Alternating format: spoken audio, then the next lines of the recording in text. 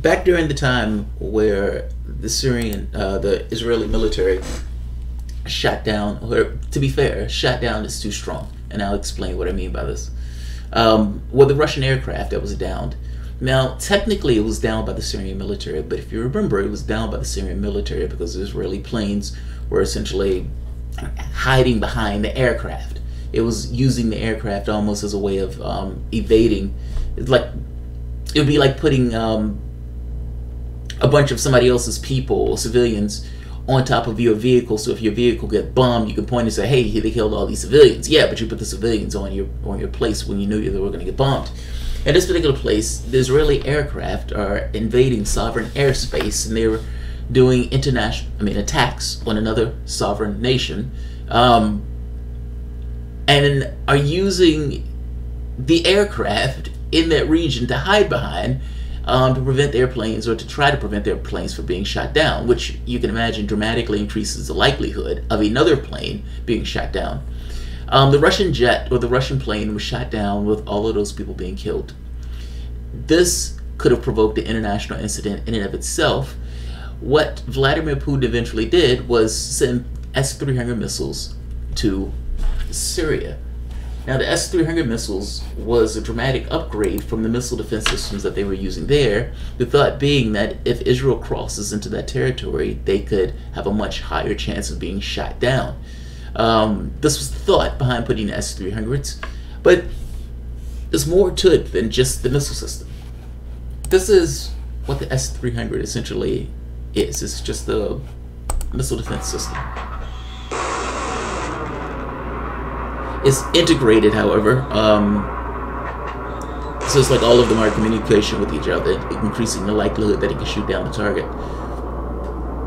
Again, this was a dramatic upgrade from what Syria was using for their missile defense system, and to some degree you can make the case that this is Russia pushing itself further into this. But mind you, they're pushing themselves further into it because their plane was shot down. Alright, now, when the Russian jet was shot down, it was unclear what Vladimir Putin was going to do on this, because this is a big deal. In a big international way, people have seen people who are your enemies being directly responsible for the deaths of people who are in your country, your servicemen, nonetheless. It seems that Russia has started to take a different tact with what's taking place now in Syria, leading to a different or change in rules of engagement between Syria and Israel. And this is to some degree big. New rules of engagement between Syria and Israel as Russia changes its position. Now, the reason why Russia changed its position, of course, is because Israel was responsible for getting its plane shot down. And by the way, they did the exact same thing recently. Israel used civilian aircraft as cover to attack Syria, Russian Ministry of Defense. This was recent. This was a few days ago, 26. If I'm not mistaken, they did it over Christmas. But the S-300s are in place. And with the S-300s in place, right here, Syria would adopt a new rule of engagement with Israel now that Russia has taken a tougher, clearer stance on the conflict between Israel and the quote-unquote axis of resistance. Henceforth, Damascus will be responding to any Israeli attack. If it damages specific military targets, it will reply with a strike against a similar objective in Israel. They're talking about attacks on Israel itself.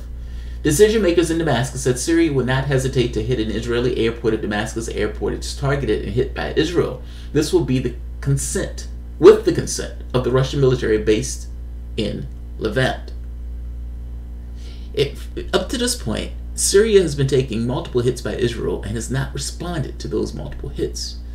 This is a policy change where they're saying we will respond in kind if we are hit by Israel. Now, to some degree, Syria has started to consolidate the country. I think they've taken back like 90-something% of the territory. If the United States is leaving, they're going to take back that territory that the Kurds had taken over. And I imagine they consider themselves in a better position to defend themselves.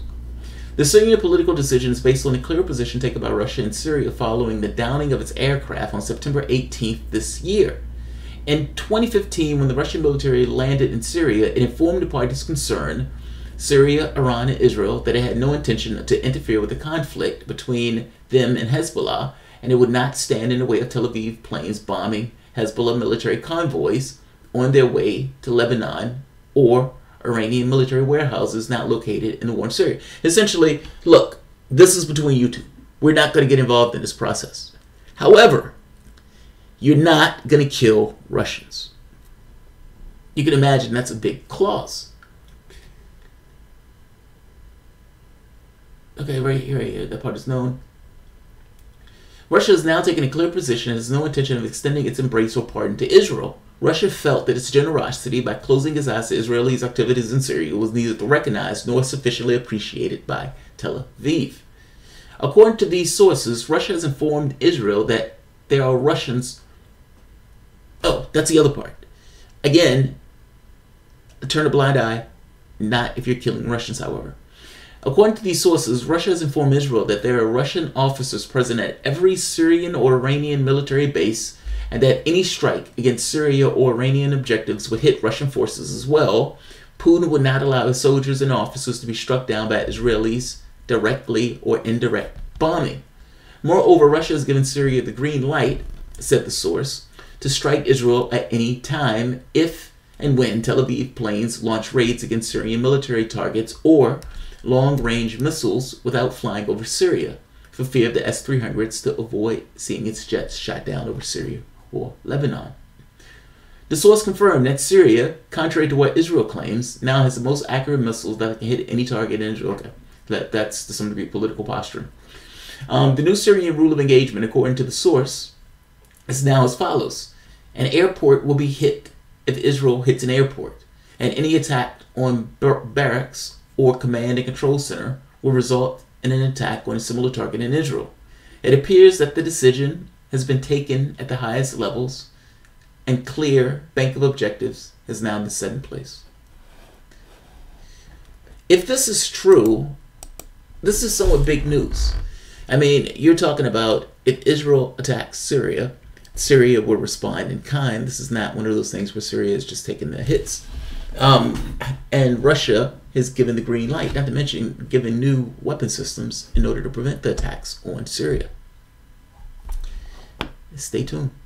I mean, if Syria opens up a broadside on Israel, what do you think the response of the United States is going to be to that situation? This is a powder keg, man. I've said this was a powder keg in the beginning, and I stick with that idea that this is a powder keg. You have Britain, France, the United States, Israel, Syria, Iran, Saudi Arabia. All of these countries are in one area of the globe and are taking military action in that area of the globe, whether it's through proxies, by bearded, bloodthirsty people, or whether it's through governmental actions themselves. And in this case, you have somewhat of a standoff. If you hit me, I will hit you back. And it is unclear how the other nations are going to respond to this kind of back and forth between these two countries. So stay tuned. That this is just the stay tuned. Moni G. Oh my goodness, I'm catching you live, Mr. Thomas. I'm so excited. Happy New Year. Happy New Year back to you, Moni. Happy New Year back at you. Opens up a broadside, sound like a sex club party. No. Broadside, with ships, used to open up broadsides on other ships. Like you have one ship, another ship, they square off and they open up their cannons and shoot the ship. That would sound like a sex party. Bully nations abuse other nations. Yes, endlessly. And if those nations being bullied ever strike back, they will be destroyed. Right, but this is one of those cases where Syria now has the backing of a larger power, saying, yes, you're okay with making these strikes. And mind you, that larger power has also said, we're putting ourselves into your nation, meaning we're merging ourselves into you. So if you're attacked, we're attacked. That's a big deal, man. That's a big deal. The Russians are great. Forget vicious anti-gay laws or murder of journalists, but don't forget any country that opposes the West is great. No, it's just being honest. It's this thing that we have instigated ourselves into somebody else's country.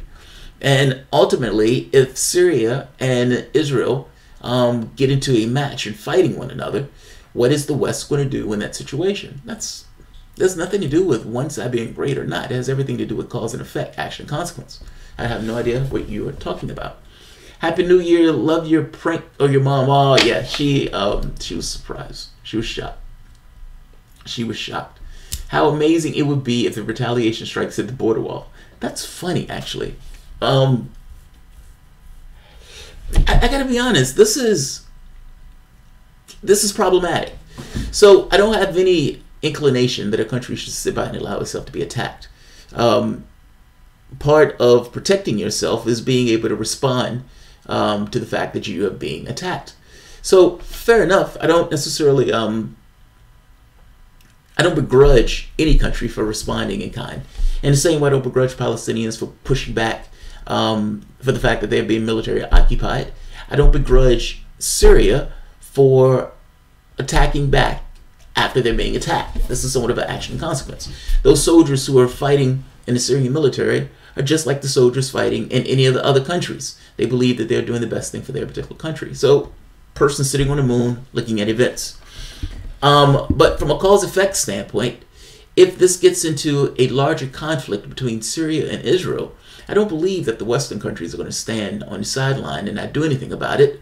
And if Russia has already given their consent, this creates somewhat of a powder keg that can expand into just larger than just these regional conflicts. That's all. That's my point. That's my point. In the information age, it would be simple matter to get the reality on the ground out of the world and the public as a way to stop such activities. But that's not what happens. I mean, just because you know something is taking place doesn't mean you can do anything about the thing that you know is taking place. It's like we're aware that you have 12 years left for climate change. No, nothing is being done in really substantial ways to deal with the fact that you have 12 years left. I mean, all of the research gets across that it is worse than what they anticipated, but that knowledge that it's worse than what they anticipated doesn't necessarily change anything. Knowing is not the same thing as being able to affect and to do anything about. That's my only point. All right, I'm going to end this here. It doesn't happen in secret anymore. That part's true. The Order of Chaos, that part is true. If you enjoy the content, please feel free to share, like, subscribe. You can always support the PayPal or Patreon. This is just an update on what's taking place and something that needs to be watched because it's serious. All right, guys. Have a good one.